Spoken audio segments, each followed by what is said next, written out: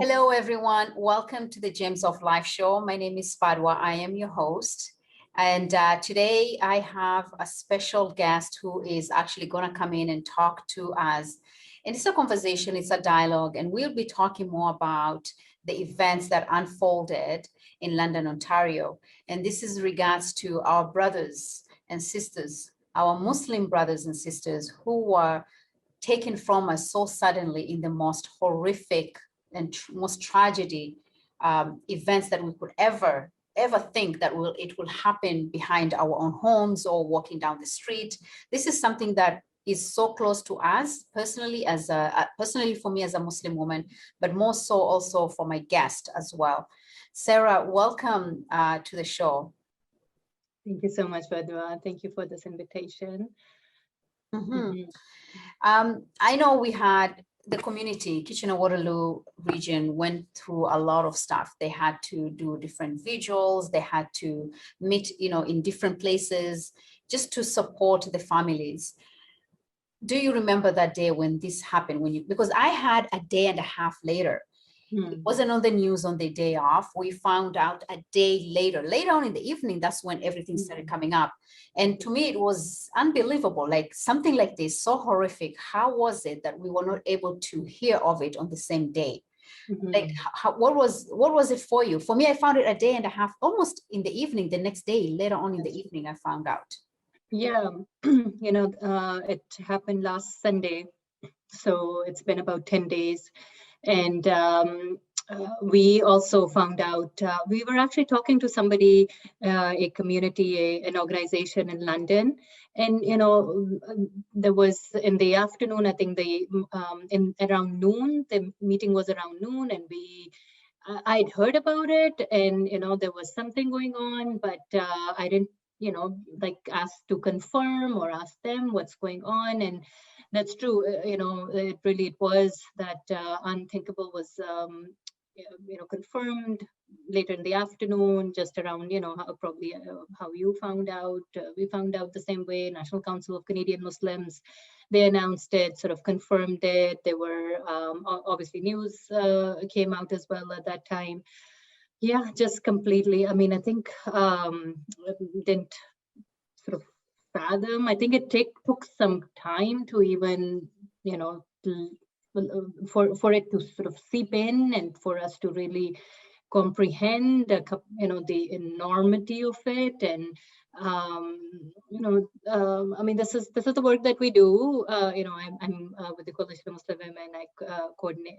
I'm the Director of Programs and Services, and we've been doing this work for 10 years. And so, really, it was just very obviously shocking, devastating, just so many emotions that were going through at that time. And they still are, still till today. It's just so many emotions. Grief, obviously, and just such immense grief for that family. Like just the story of that family, as 4 members of a beautiful family, young family, just their lives taken away like that. So much hate, and there was a lot to process at the time. But then, for us, we also had to take action as well. So, okay, this happened. How do we respond? How do we respond to the community? How do we see what the community needs? How can we, really be there? When as this is happening, what can we do, right? So I think all of us were in that mode, but in us too, we were also just started thinking about that sort of took away a little bit of that grief in a way, that we started going into action mode.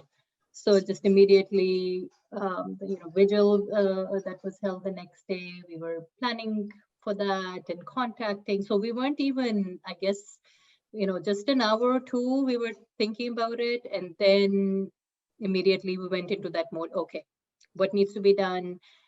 Arranging this, contacting and sending emails and press releases. And so, yeah, it's there.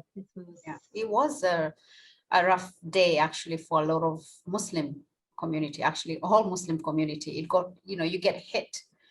That's 4 family members, 3 generations wiped out. 3 generations. That to me was just too unbearable to bear. You look at the 15-year-old to her grandmother, and then knowing that this 9-year-old boy has been left with no family. I have a 12-year-old son and 18-year-old daughter. And just to think of something like that right now, just to know, I can't even think about how would a 9-year-old understand the situation, comprehend what has happened. What is it that, how is it that I'm still a survivor after losing all my 4 family members?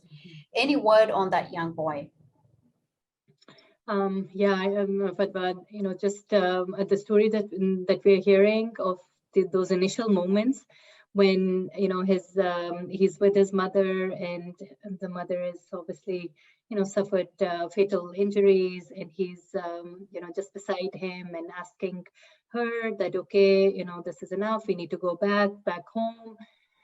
That was, I also have a 12-year-old, and those just very gut-wrenching, heart-wrenching stories. So he's the family really wanted his identity to be protected and not to be, his name not to be released, his photo not to be released. So right now he is, the latest is, I believe he's in a stable condition, still in the hospital, out of danger. But no, other details are not forthcoming. Okay. Yeah. His uncles were, I believe his uncle, I think his dad's brother, he's in Ontario, so he was able to come and take care of, be there, just with the family. So his family is there, and extended family, uncle, and he's there.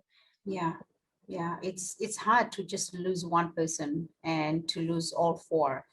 I cannot just imagine for the family members what they're actually going through. As you mentioned, as the community, you went in and you just started taking action.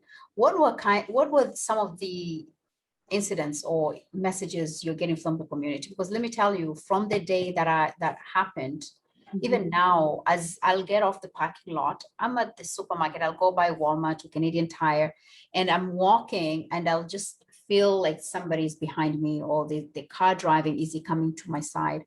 Because I'm avoiding to go on the, cross the road as much as I can, because you still have that image in your mind. You're wondering, is somebody gonna just, because these are families who are just walking, clueless as to the danger, and it was their right to walk down the street, but they did not realize that there's so much hate and Islamophobia out there that just walking down the street, you pretty much are not free just to do so. What are the kind of messages are you getting from the community? From the Muslim community, it just absolutely, all of that fear for sure was there. There were people in communities and families and within my own circle as well, and staff, and from the larger community, there was just reluctance to go outside for sure. Like they were thinking, okay, I was just outside, this could have been me. This was the sentiment that they shared. This, I think, realization how close that this could have happened to them. I think like that, just that closeness of it, that that this could have been them. So fear. So obviously there was a lot of fear, reluctance. There was at the vigil, so we had really a great gathering, I guess, online, virtually. It was a great gathering. 700 people, 800 people came from within the Waterloo region, obviously Muslim community as well as the larger community. And they were just processing at the time. It was very raw. It was it was the next day, and they were sharing, absolutely those fear, feeling of that, we're let down, feeling of anger that, it had to happen again. Fear and, a lot of anger at the even politicians, leadership, that, what are you doing? Why did it have to happen? Why aren't you taking action? So there was, a lot of grieving, and people have been sharing those, really deep sentiments with us, and at the vigil, outside. Yeah. Just when we think, like, remember in Montreal, whatever happened, just when you're thinking you've healed, and you get comfortable, and then something like this happens, something so drastic happens, and it just completely shakes you up, and you're thinking, okay, hold on, I thought we are at peace. I thought we're able to walk freely just like anybody else. I thought people will go past my skin or the hijab, especially for women.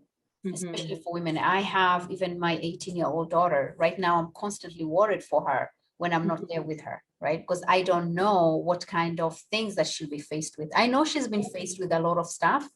As an 18-year-old who was born in Canada, somebody telling her, go back to your country. And she looks at this person and says, what do you mean go back to my country? I was born here. Yeah. So the Islamophobia mixed with racism, it's very raw, it's very real. How are you measuring the effects of that? I know you've selected quite a few, you have data. Do you mind just sharing that with us as well, please? Yeah, for a first point, Fadhwa, it's important to really center our youth and what they're going through. And, those of us who have maybe come as newcomers, as settlers here on the land of the indigenous people. So for us, we have a different mindset. We have, in a way, survival mindset. In a way, we have seen many times we're coming from, I very consciously don't talk about developing countries. I talk about exploited countries. So many of us are coming from exploited countries, colonized countries that are, in difficult situations.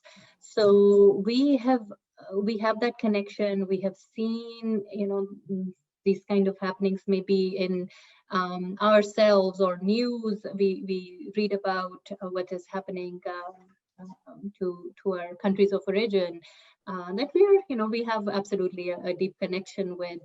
But the youth, those children who are born over here, for them, this is their home. This is our home as well.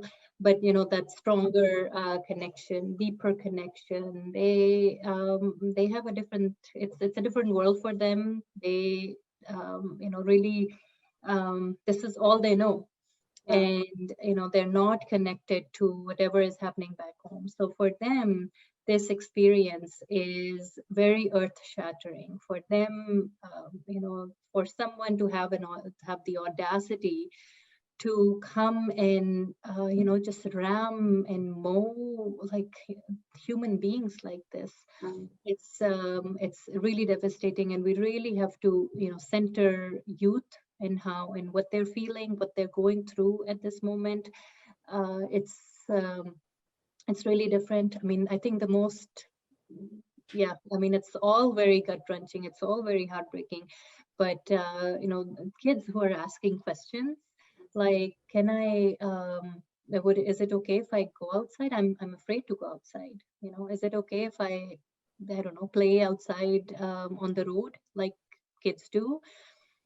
And I think those questions, those questions are really very,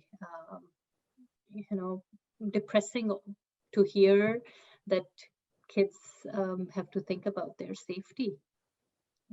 That's really key, actually, even when you talk about youth, right? And you talk about coming from countries where we've been afflicted to racism. I know what racism looks like, even in my own country, because we have cultural and clans, and there's so many divisions even within our own countries. So you grow up knowing that there's limitations even within your own country. But for our children to empower them enough to say, you know what, this is all I know. But it hurts them because that's all they know. So they haven't developed that thick skin to be able to take all that. And especially for our Muslim youth, because you have the racism aspect of it, and then they're also dealing with visible Muslim, and especially our young girls when they're putting on a hijab, so that they're physically, that's their identity, and people can see them and they can identify them based on their clothing. It is true. We need to empower children and educate our children where we don't let fear drive them. Even for our young children, we shouldn't let fear. And that's exactly what they want us to do, to have fear, to walk, looking back and, have that fear of, oh my goodness, something's going to happen. We shouldn't live our life that way. No one should. I think we should be able to feel free and safe. And it is a free and safe country. It's just for the small portion of people who are, to take things forward. Absolutely. So many amazing points. Youth who we already know, and research tells us that many have internalized Islamophobia. So they look at what the image is, what the outside world image is about Muslims. They also think that they're like that. So the caricatures, the stereotypes that the larger society has through, media and arts and culture and video games, and the way that this is spread, our youth also many times internalize those images, and they feel this is who we are. So that's really troubling even before that. And then, that disconnect that they may have with their identity, with their just a sense of connection with their faith, with their community, and wanting to not belong to that, like trying to reject it, trying to move away from it. Those are all these are all sort of aspects that existed before London hate crime, and we need to absolutely keep that center, just understand that this is valuable, and what they have is is beautiful, and they have beautiful culture and tradition and faith, and all the positive aspects that they're not ever taught in schools, in our curriculum, in our like this colonial sort of curriculum that we have, which has the standard European sort of this Eurocentric curriculum in schools that we have, Eurocentric, whatever European aspects are the amazing one, are the they're setting the standard, those are setting the bars, and then everything else is subpar. So we have to counter that. We have to really help them build their inner self-esteem and self-worth, and really we have to push back, but it's difficult. It's a really big challenge for sure. Yes. So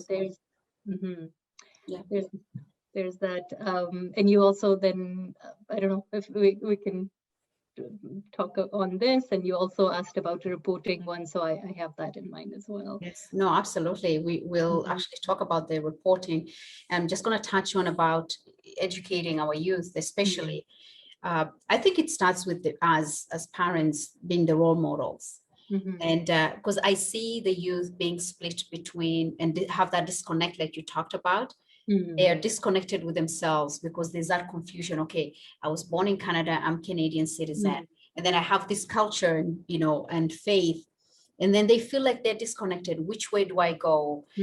Losing those values, right? And that confusion, who am I? And I see a lot with the youth now.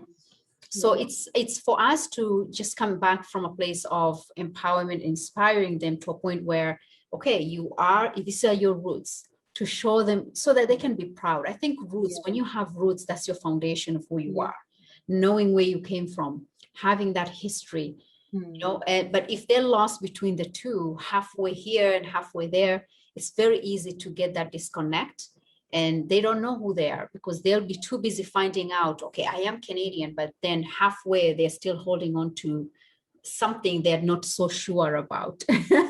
Yeah, no, absolutely. You say it so well. Actually, one of the youth who participated in the vigil, he shared with us like this dilemma that he has. He's outside, and you know the society demands him to act a certain way, to be a certain way, to dress a certain way, to eat a certain way, you know, and to act a certain way. So that there is that pressure that they face outside, and then at home they have, you know, that another pressure at home as well, where they have to conform, they have to, you know, just live that way and talk in the language and all that. So really, it's they are in a really difficult situation. They are in sort of in these two worlds, where, you know, young minds, they are, you know, trying to find themselves, they're trying to find their place in the society, and it's just the pressure, the cultural pressure is too much. That's the thing I think we don't realize, because it's so subtle. And because, you know, the movies and the videos and the YouTube and influencers and, you know, like that surrounding, like they say, fish, you know, in water kind of thing, we don't realize that there is water around us. It's so subtle, the cultural influences, that then absolutely the kids, you know, children have a hard time to understand how they're being influenced, and then to counter it. So I 100% agree with you that empowering them, and you know, when I see my Indigenous brothers and sisters, how they're reclaiming their identity, their language, their culture, their history, that beauty was taken away from Indigenous brothers and sisters and neighbors and friends that we have here. And, you know, that devastated the community. That completely really had such a deep impact, how, you know, colonial mechanisms and the schoolings and these residential schools that were created, it was very deliberately obviously done. But then we see and we can learn from that experience that it's not deliberately being done to us, but it's done, you know, to newcomers in a very subtle way.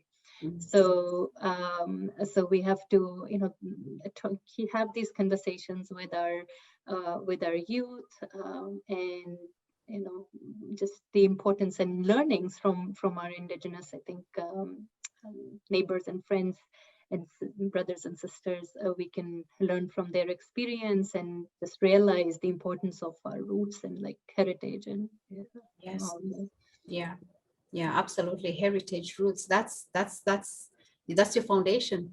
That's your foundation. And you know, of course, there's things that like cultural beliefs that we can take, and there are those we can break away from, right? What serves us now, what serves our children, that will strengthen them to be the best people they can be in the society. No, I often, you know, think myself as a, you know, we are straddling two worlds. Obviously, my family and siblings and parents are back in Pakistan, and I'm here. So I have two homes. You know, sometimes I feel like I don't belong to any of these. Sometimes I feel like I belong to both, you know, equally. And so, but yeah, you know, I feel many times, most of the times, I feel like I'm a bridge. And, you know, if we can, many times in the culture that I'm coming from, maybe that is one extreme, and culture over here is the other extreme. And, you know, we are in such a beautiful place to bring the beauty of both the worlds together. And then, you know, that would be build a new world, and to really have that appreciation, because we are both now outsiders right now in Yes. both the cultures. So Yeah. absolutely, I agree. The opportunity to really, just grab and collect and gather the good that both the cultures, and leave behind those that are, those aspects that are not beneficial. And yeah, there's great opportunity. Mm-hmm. And we can, I'm not surprised the youth feeling the way they feel, because sometimes we can be strangers within our own culture. Mm-hmm. I went back home after I don't know how many years, over 20 something years. I was a stranger in my own home, right? Yeah. I had to learn, I had to relearn so many things. As old as I am, I had to relearn a lot of things. And I had to, it's basically, I'm showing that this is my country and I belong here. But at the same Exactly. time, I was a stranger. I was a stranger. I had to Mhm. learn a lot of stuff so that they could embrace me and take me, because I was a stranger to them. Mhm. So and here I am again in Canada. I'm just like a Yeah. stranger, and it's just like the way you said it so beautifully. We can combine and take both of the worlds and just combine and make it our own. Yeah. Yes, for Mhm. sure. So tell me about the data that you have been collecting. I know your organization has worked really hard to do that in the Mhm. community. How has that been going on? What is the latest data that you have, especially when it comes to Islamophobia? Yeah, Fadhwa, we have been working on this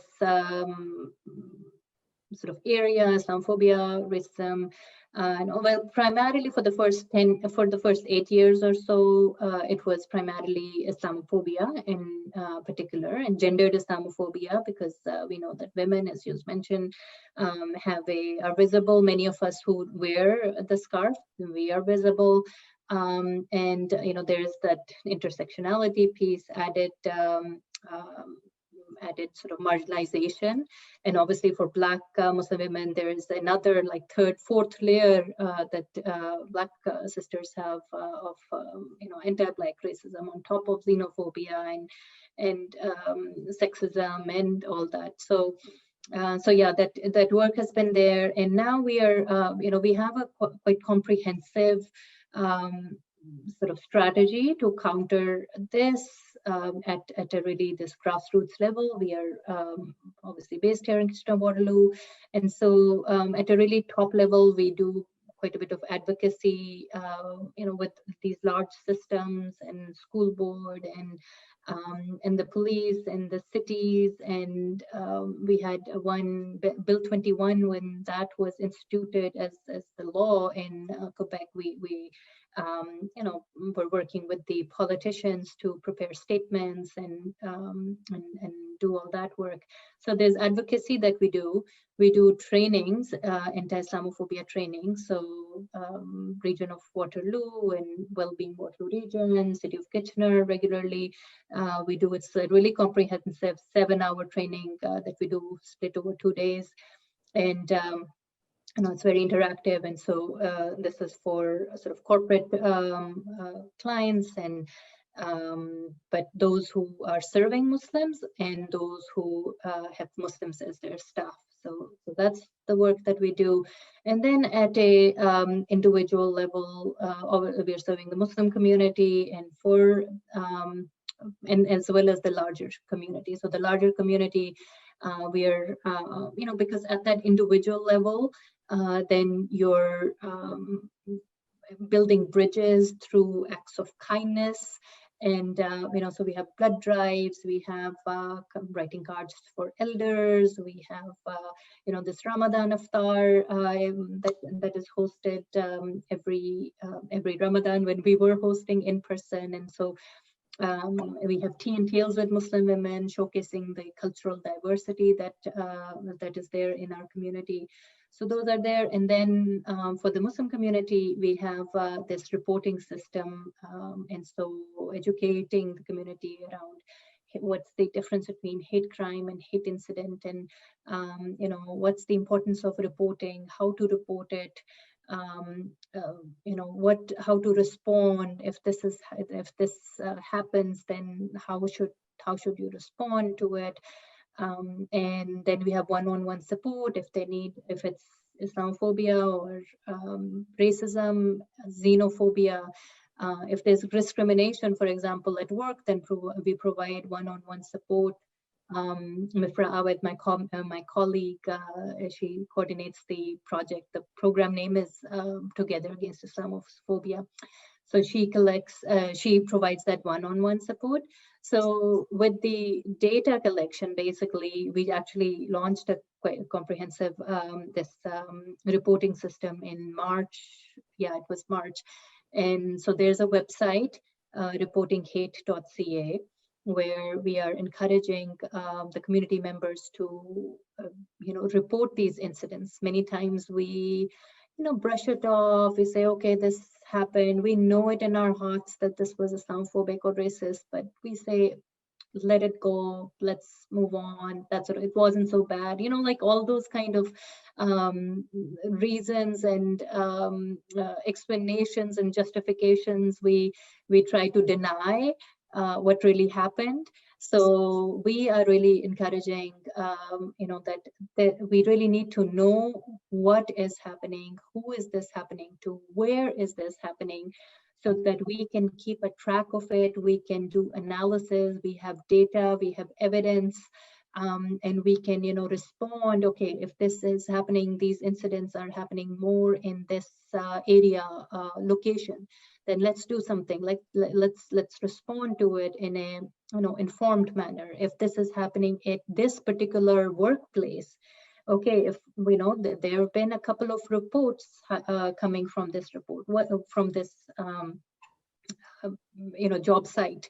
Or this employer, what's going on here? Let's look into it. Let's take some action. Let's try to intervene. If this is happening in buses, okay, like is this particular, well, we need to do something? Maybe, that Anti-Islamophobia training we need to do. So all this, that data is really important because it's evidence-based. And it will really inform, our work. It will hopefully inform. It's not just for us, like that data. We will be publishing not the names or obviously the private information, but just that aggregate data. And hopefully this will be useful for the community. And but also this is not just for the Muslim community, because we know this is for all racialized communities. Because we know that Islamophobia, first of all, doesn't just impact Muslims. It impacts people of color generally, and specifically, Sikh community. Our Sikh brothers and sisters, they really have suffered so much because, as an outsider, white supremacist, they can't distinguish between a Sikh man, with a long beard and a Muslim man, or a gurdwara or a mosque. For them, it's one and the same thing. So and there is that aspect, and then racism, anti-Black racism, and xenophobia. These are not just Muslim issues. We know that it's broader. So our service, this reporting for hate incident, hate crime, and discrimination, these are for all racialized communities. And so, so one can report online. There's a phone number, one can WhatsApp, one can, message. Ikram Momini is leading this documentation. So, yeah, that's a system, and it's and then just in the last couple of days, a lot of people are coming forward, and we're also reporting the incidents that have occurred in the past 5 years as well. So if there's been any incident, please, I really encourage and request everyone to take some time and contact reportinghate.ca. And you can, just report anonymously as well. And you can also report as a witness. So if you've witnessed discrimination at a workplace, if as an ally, if you have witnessed a neighbor harassing another neighbor, you can also report to us as well. So, yeah. I like that. That's really, it allows other people to participate and engage and report it. So at least it allows that moment when you realize, okay, this is not just for me who've been attacked or something has been said to me, but it could be also for somebody when you actually look at somebody else taking,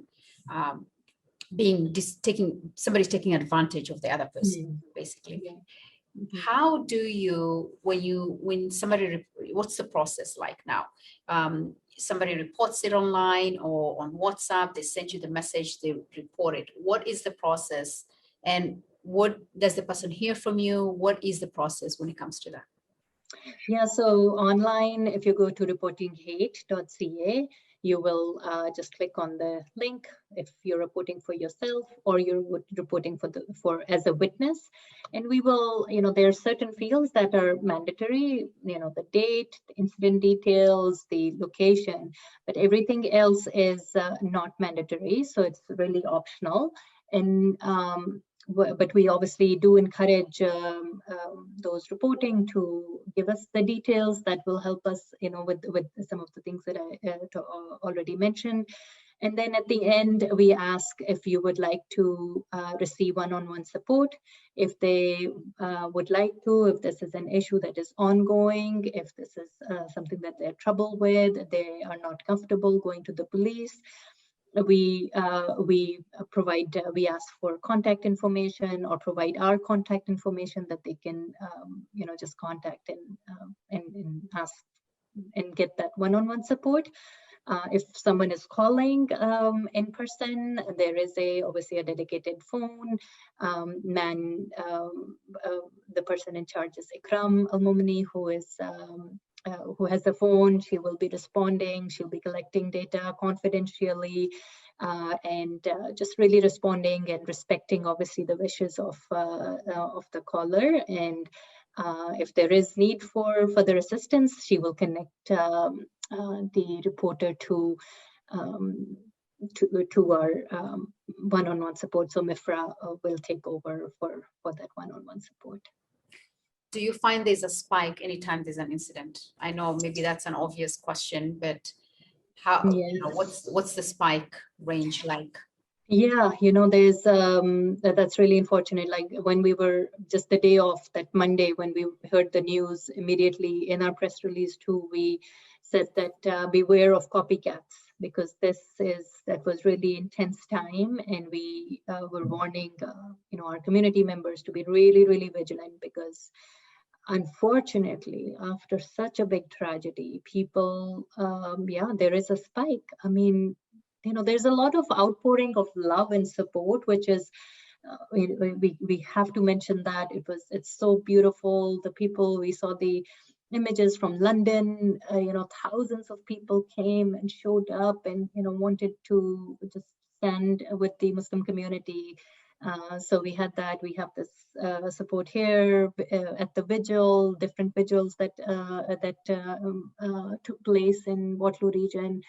So it's really amazing to see. And, I mean, one of my neighbor came and she dropped a bag full of, just nourishment for us, and a note, and, our neighbors expressing concern. And so that's absolutely there. But the spike, this backlash, just today, actually, there was another incident at a Toronto mosque. I believe it's Islamic Institute of Toronto, where two people were trying to enter the mosque, and they were really, very explicit, using explicit language and hateful language, and they were threatening as well. So police was called, and thankfully there was no injury, or there was no harm done. So this is a time where we saw in Alberta. Well, I don't know if this was as a response, but for the past 4 months, 5 months, we've been hearing just I mean, it's so infuriating to see, Somali Muslim women being attacked. Our Black sisters have been being attacked so regularly and so brazenly and so, it's so infuriating just thinking about this, that this has been happening. And the physical attack, being dragged with the hijabs, and also it's very real to us, and unfortunately that spike is there. And fadhwa, like and this is just the tip of the iceberg, right? So when we talk about hate crime, those are just the tip of the iceberg. We know that those are the visible ones. Yeah. Like this, obviously this was extreme with lives being taken, but just below the tip, there's this hate crime that actually happens here in Waterloo region. Women have, obviously we hear often how people spitting, people throwing coffee at Muslim women, throwing eggs, and those cases absolutely happen, not too frequently, but enough to be concerned. And then below the surface, below the water, all that mass, which is 80%, their incidents, hate incidents, and the discrimination that is happening, be it Islamophobia, be it racism, be it xenophobia, be it anti-Black racism. So all of that is happening below the surface. It's visible to us. We know it's there, but it's not visible to the larger public. So yeah, that's in media, I like when I don't blame this 20-year-old entirely. I don't blame this young person 100%. Not, I mean, I blame him. Obviously, he took an action. He was an adult, but he was brainwashed. But who washed his brain?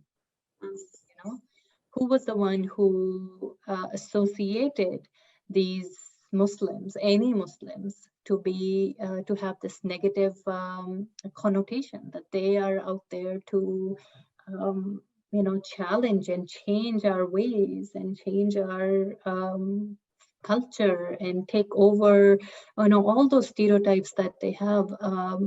Media, mainstream media, for 20 years, more than 20 years, they've been demonizing a whole community, and painting with such a broad stroke of this brush that all Muslims are like that, and Islam is like that, and these constantly associating terrorism with Muslims, and the women being oppressed, and the men being violent, these images. If you keep on repeating them as news, then people are going to believe it. So I don't blame that 20-year-old. No, it's unfortunate. We have to talk about this on a regular basis, when it gets, it's the same cycle. We keep talking about it. I just hope we'll get to a place where, even with the work that you do, we'll get to a place where we don't need to discuss about this, where everybody feels safe. And hopefully my prayers, and I know everybody's praying for, just you walk down the street and you don't even have to think twice if somebody's behind you or somebody's going to hurt you. That's our right. I think we all have a right to walk down the street and feel safe. Yeah, there's a lot of, how I look at this work is that we are still, compared to many places around the world, we are in a good place comparatively, right? Like no place is paradise or heaven. So we, there are always imperfections. And Canada is, definitely a good place, but there's serious problems. If we don't nip this problem in the bud, then it will just get out of hand. This will grow exponentially. And we know it has grown exponentially. We've been screaming and, no one is sort of paying attention. So maybe now they will. And if the genie is out of the bottle, then it's really hard to, capture it and put it back in. So we can't, lose this team. We can't lose this momentum. This is, sometimes these tragedies, are an opportunity is a very negative word, but those are times when we can turn the tragedies into something good. So if these lives are not lost in vain. And if we can really take advantage of, obviously people are very sentiment, and art too, we have a lot of pain within us. And if we could channel that pain into action, then, we come together as a community, and we, do a lot of work that we can absolutely do. We are not victims. I don't really want us as a community to see ourselves as victims. We are very empowered. We can do and change so much, and we can, like we are in a place where when we come to the table, it takes a bit of time, but things can change. It's really a matter of showing up. It's a matter of, asking for accountability. It's a matter of, bringing ideas and creating your space. And so there's a lot of, power that we have. And, it's just a realization of, we can make a lot of change. So this tragedy can turn around, and it, if it brings some meaningful systemic level changes, then those lives won't be lost in vain. I think we owe it to that family to do that kind of work and put in that kind of effort. Yes. For that little boy as well. Yeah, you're absolutely right. We all have that ability and capacity to do so, and we can make the changes. And you're right, we are not victims. We have a lot to offer in this beautiful country. We have a lot to offer in our community, and we can just all come together, step up, show up, and just bring the best of us. Yeah, and not just, for our own sort of concerns, not just for Islamophobia, but, for Indigenous rights as well, for Black Lives Matter as well, for, these and immigrants' rights as well. And so for the poor, for the marginalized, for the homeless, all of us, we really need to have support each other.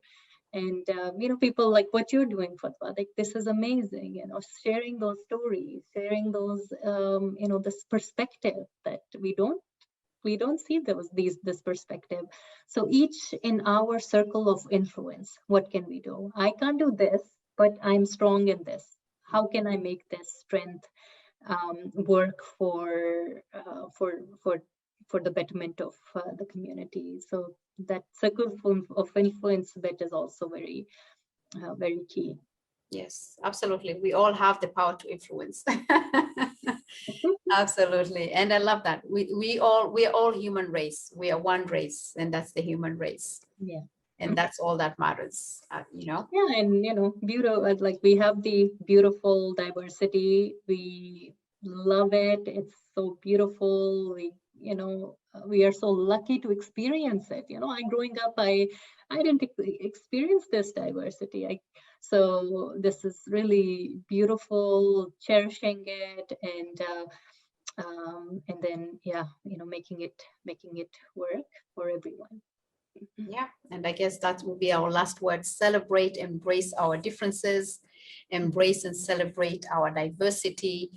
And we all have different cultures, beliefs, but you know what? We have something so beautiful that we can share with each other that is just so magical if we just open ourselves to it. Well, Sarah, it was nice to have you here. I don't even know how time went fly by. It was nice to have you here. Thank you for taking your time to be on the show today. So kind of you for this opportunity, for your beautiful, presence and this creating this space. I really, really appreciate it, and it was lovely to be here. Thank you. Gladly, anytime. Pleasure, my sister. Well, everyone else, thank you for listening onto the show. As usual, we're here every Friday, CKMS Radio 102.7 FM, Radio Waterloo from 6 to 7. You can also follow me on my YouTube channel, The Gems of Life Show. Subscribe, like, comment, and share. Share the gems and share. You never know who might benefit. Like always, I leave you with this message. Aspire to inspire. Thank you, everyone, and take care.